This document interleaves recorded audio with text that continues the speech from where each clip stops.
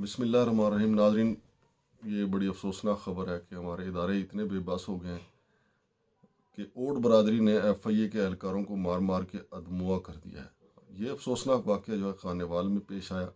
آج دوپہر کے وقت ایف آئی اے کی ٹیم جو ابتدائی معلومات ملی ہیں کہ اوڈ برادری جو میاں چنو کے قریب جو رہائش پذیر ہے، وہاں پہ ان کو اطلاع ملی تھی یہاں پہ کوئی ہائیکر بیٹھا ہوا ہے جس کا نام خالد بتایا گیا۔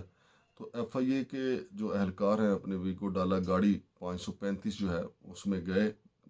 ویگو ڈالا تو شاید ایف آئی اے کا نہیں تھا، لیکن جو سرکاری گاڑی نمبر ہے 535 اس میں یہ اہلکار گئے تھے۔ جو ہی وہاں پہ گئے ہیں تو آگے سے مزاحمت ہوئی، تو مزاحمت میں نہ صرف ان کو مارا پیٹا گیا بلکہ یرغمال بنا لیا گیا اور مار مار کے ادموا کر دیا۔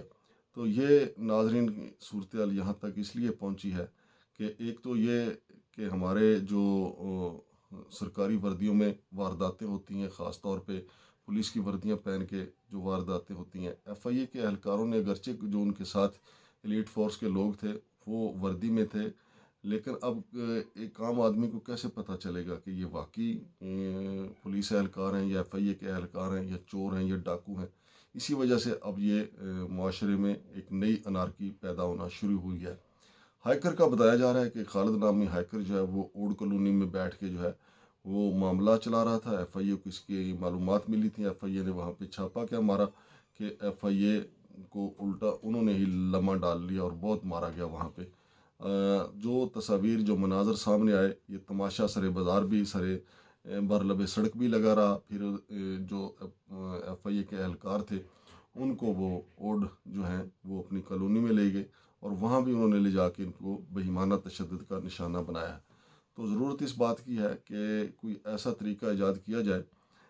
حکومتیں جو ہیں خاص طور پہ صوبائی حکومت اور وفاقی حکومت، چونکہ وفاق میں بھی کافی ایسی وارداتیں ہوئی ہیں کہ پولیس کی وردی پہن کے لوگوں کو لوٹا گیا، پھر راول پنڈی میں پولیس کی وردی پہن کے لوگوں کو لوٹا گیا، لیکن یہ تو اہلکار تھے ایف آئی اے کے جو وہاں پہ گئے اوڈ کالونی میں، اور اوڈ برادری نے پھر ساری کسریں نکال دیں۔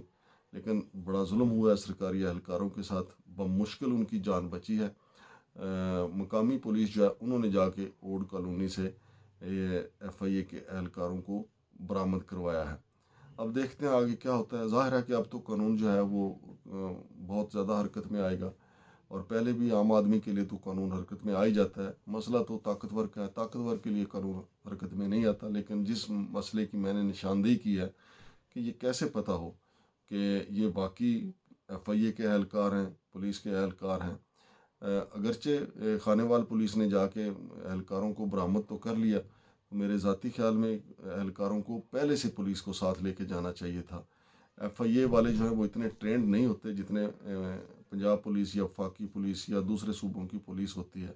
بہرحال یہ ایک افسوسناک واقعہ ہے، اور اچھی بات یہ ہے کہ کوئی جانی نقصان نہیں ہوا، لیکن مارا بہت گیا ہے۔ اب پرچے ہوں گے، دہشت گردی کے پرچے ہوں گے، لمبا چوڑا کام کھلے گا، اور خالد جو ہے اب اس کی بھی تفصیلات سامنے آئیں گی کہ وہ کیا ہائیک کرتا تھا۔